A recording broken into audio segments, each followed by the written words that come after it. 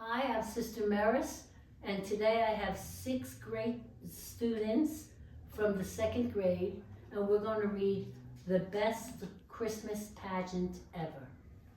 It's about a crazy family, something like your own. The Herdmans were the worst kids in the history of the world. They lied and stole and played with matches. They were so awful, you could hardly believe they were real. There were 6 of them. Ralph, Imogene, Leroy, Claude, Ollie, and Gladys. They were skinny and stringy haired and dirty and all different sizes with all different black and blue places where they had clunked each other. They lived over a garage, and when they didn't have anything else to do, they would bang the garage door up and down, and try to squash each other, or the mailman, or their crazy one-eyed cat. Everyone stayed away from them. Can you imagine doing that? Imagine somebody just like came up and put butter on It'd be crazy. Then one day, they showed up at Sunday school. They stole all the money out of the collection plate and drew mustaches on everyone in the Bible. And though nobody knows how, they took over the annual Christmas pageant. Our Christmas pageant is always the same. Kids in bathrobes and bed sheets, acting out the story of Mary, Joseph, and the baby Jesus being born. Everyone knows that story, right? Everybody but who? The Herdmans. Yes, sir. Is this a real story? It's a real story, but it's a fake story. What do you mean? Well, it didn't really happen. But I'm it could reading happen. that story. Like it could happen. It could. It could be kids that bad, but it better not be in assumption school. Or you know who they'll have to answer to. Who would that be? Yeah. That didn't stop them from picking out the best parts for themselves. I'll be Mary, Imogene yelled. And Ralph, he'll be Joseph. Everyone else was afraid to volunteer. That left 3 Herdmans, Leroy, Claude, and Ollie, to be the wise men. And the worst herdman of all to be the angel of the Lord. Me, Gladys hollered. I'll be that.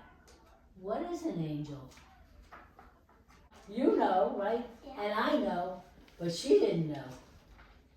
So then somebody had to read the whole story to them about the star and the shepherds and how there was no room at the inn and how baby Jesus slept in a manger. The Herdmans were shocked. They stuck them out in the barn, Imogene yelled, and they tied Jesus up in rags and put him in a feed box.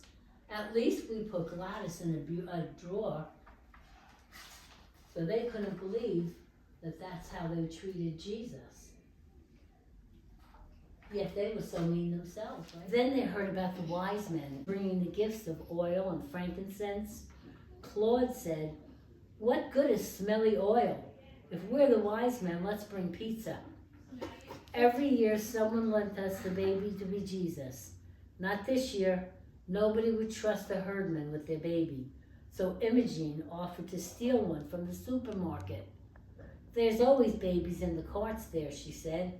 Let's forget about the baby," someone said. "We use the doll instead." Every rehearsal was an adventure.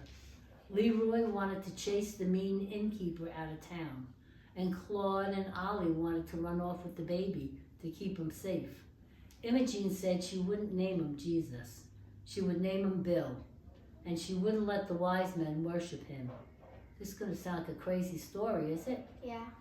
"Get away from that baby," she barked at them. "You might have germs."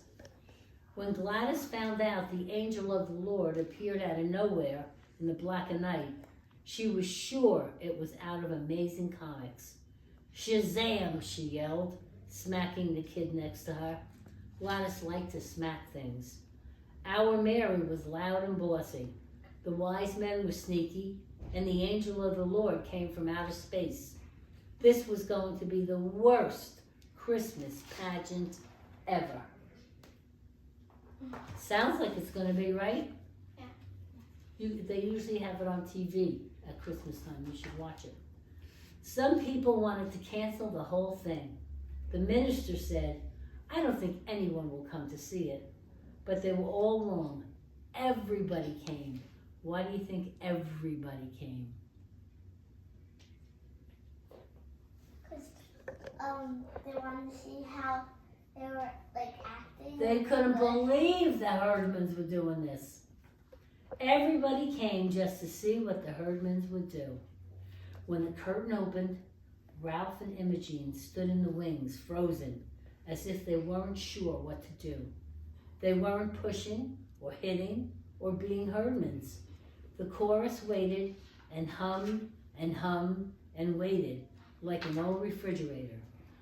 When they finally came in, Imogene had slung the baby Jesus over her shoulders, and then she thumped it on the back twice and very hard at that. There was a gasp. It didn't seem right to burp the baby Jesus, but that was the whole point of Jesus. He was a real person, and he started out as a real baby. His parents were real too, as real as Imogene, with her veil all crooked and Ralph with his hair sticking out as if they had slept in all their clothes out in a barn, just like in the real story. Then came Gladys from behind the shepherds, shoving them out of the way and stepping on everyone's feet. Hey, she yelled, unto you a child is born. He's in the barn. She made it sound like it was the best news in the world. And was it really the best news in the world that Jesus was born? Right behind Gladys came the wise men, but they didn't have the usual frankincense, gold, and oil, and they didn't have pizza. Instead, Leroy was carrying something big and heavy. It was a ham from the Herdman's food basket. The church gave them one every year. The Herdmans have never before given anything away except clunks on the head, so you had to be impressed. The Herdmans were giving the baby Jesus their Christmas ham. Would you like that yourself? I don't think so. No. Then the wise men were supposed to leave and go home, but instead, they just sat down. Actually, it seemed like the right thing to do. After all, they had come a long way, and you wouldn't expect them just to hand over the ham and leave. It seemed natural, too, to burp a baby who might be fussy or tired, and for someone to tell people where the baby was so they wouldn't have to wander all over the place. Somehow, every wrong thing the Herdmans did, seemed right and natural. Maybe this is the first time they're doing a good thing. And then, as everyone sang Silent Night, Imogene started to cry. In the candlelight, her face was all shiny with tears. Awful old Imogene, in a crookedy veil, crying as if Christmas had come over her all at once. When everyone left the church that night, it was cold and clear, with crunchy snow underfoot and bright, bright stars in the sky. Everyone said there was something different this time, something special. And though nobody could say exactly what that special thing was, everyone agreed. It was the best Christmas pageant ever. So did it turn out to be a good thing? Yeah. Why do you think everybody thought it was the best Christmas pageant ever when everything went wrong? Yes, I will. Because they were like really like crazy, and like on this one day they were like really nice and they like cared. Yeah. Anybody else have an idea? Yes. They tried their best. They tried their best. Yes. That was the one day that like they weren't mean and like they weren't like smacking each other on the head. They weren't It swatting changed anything. them, right? It changed to them. Yes, Max. Even though they're doing the wrong thing, it seemed right. Yeah. It was a crazy thing to do, but it just seemed right. And they all turned out to be pretty good kids at that point, right? What do you think happened after it was all over? Think they stayed like that? Maybe. Maybe, we don't know, right? Yeah. We could guess, we could think whatever we want to think. That was a great story, yes. I would say like every holiday that would be like good. Maybe it got into the holiday spirit, right? And that helped them. Merry Christmas, everyone!